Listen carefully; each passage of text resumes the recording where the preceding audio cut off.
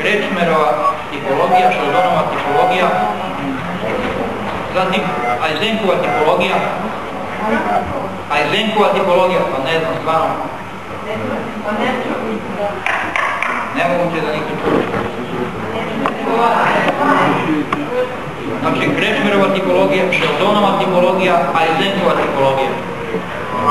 Zatim Spearmanova teorija,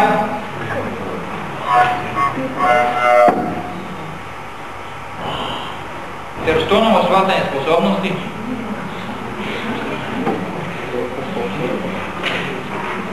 fluidna inteligencija, kristalizovana inteligencija,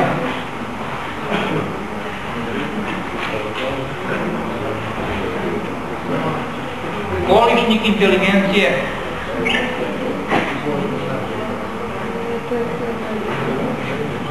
zatim Wechslerova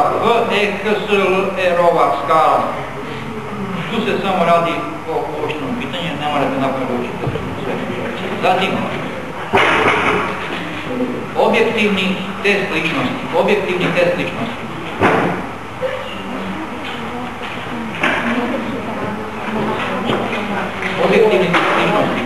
Maka piše, molim vas, koga ne zanima, ja vas molim da ne smetate onim ljudima koji pišu.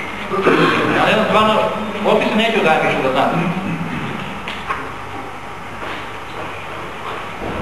Projektivni test ličnosti. Test tematske apercepcije.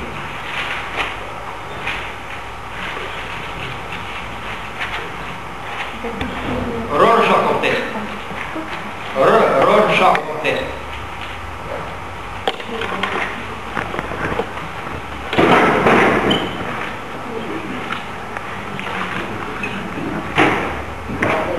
Pojam emocije.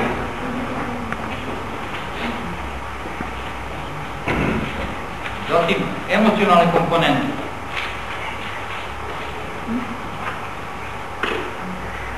James Langerova teorija emocija.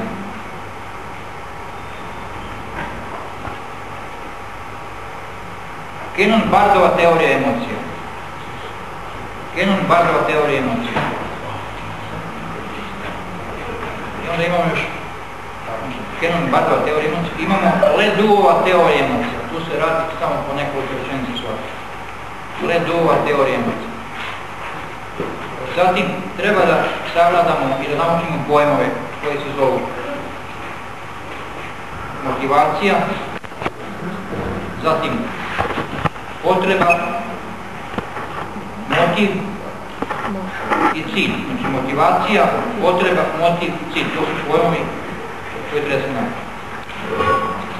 Onda imamo gregarni motiv. Šta je gregarni motiv? Posebno afilijativni motiv. Gregarni motiv pa afilijativni motiv. To se često zamenjuje jer ima neke sličnosti. Zatim pojmovi kao što su stav, predrasude, vrednosti, interes. Znači stav, predrasude, vrednosti, interes. 7. poglavlje.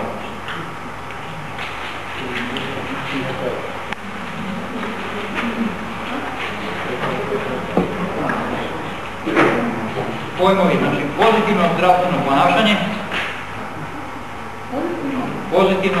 ponašanje, pa onda imamo preventivno zdravstveno ponašanje, to pišete jedno ispod drugoga, pa onda ne možete sve da pišete.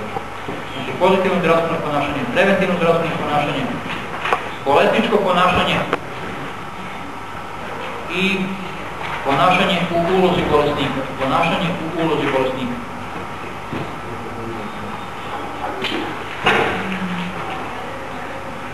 Onda imamo pojam zdravstvena zaštita, zatim model zdravstvenih poverenja,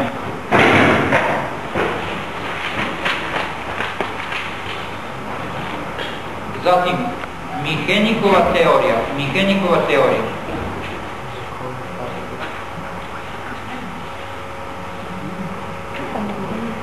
Laički referalni sistem.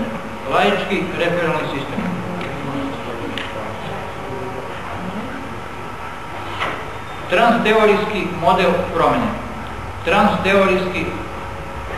promjene. I teorija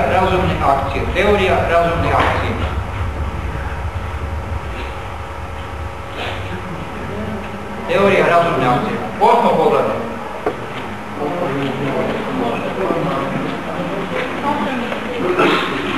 Samo trenutak. Prošao taj trenutak. Osmo poglavlje. Šire značenje pojma stresa.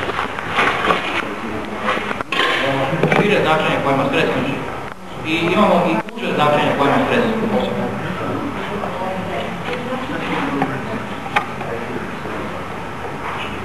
Onda imamo Selijev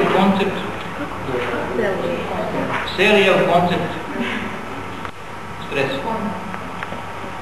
Ili Selijeva zamisla. Zatim, Lazarusova teorija stresa.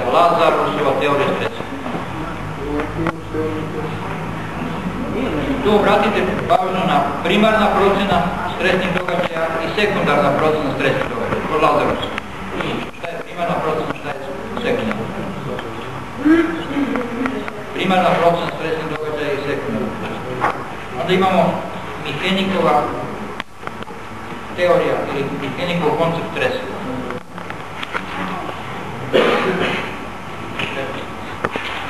Onda imamo Holmes-Rejkovu skalu, Rejkova skala. Tu obratite pažnju, ne morate da učite celu skalu, napravite obratite pažnju šta je tamo na početku, šta je na kraju te skale. Zatim, sve sam vam rekao, pojam izgaranje, burnout, kako je to lakše. Socijalna podrška, pojam. I oblici socijalne podrške.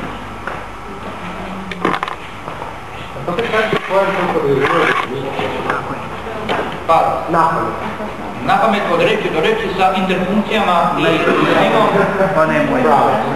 pa kolega, nisam baš takav da tražim doslovno sve, ali to pišete svojim rečima. Bitno je da navedete ono što se zove, učili ste logiku, da navedete ono što se zove sadržaj i oblik pojma, ništa drugo, kad definišete nešto. Znači, oblici socijalne podrške, rekli smo tako. 9. poglavlje. Freudova koncepcija duševnog poremećaja.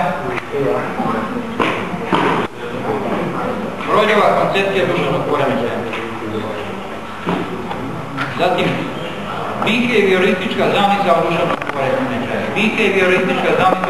poremećaja. Onda imamo zamisao duševnog poremećaja. To je ono poglavlje o mentalnim i duševnim poremećaja. Zatim, sociodinamička zamisao duševnog poremećaja. Tamo imate teorije, samo, kažem, kratko se traži opis svake ove.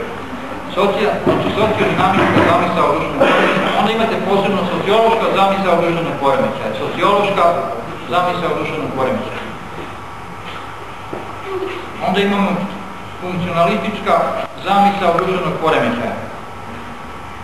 Znači zamisao. Onda imamo simbolički interakcionizam i duševni poremećaj. Simbolički interakcionizam i duševni poremećaj. I onda imamo tu dva shvatanja. To je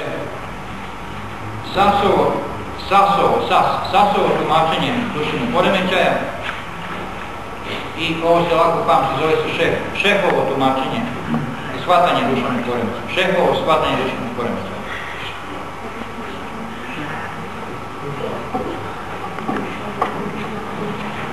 Sas i Šeh. 10. poglavlje.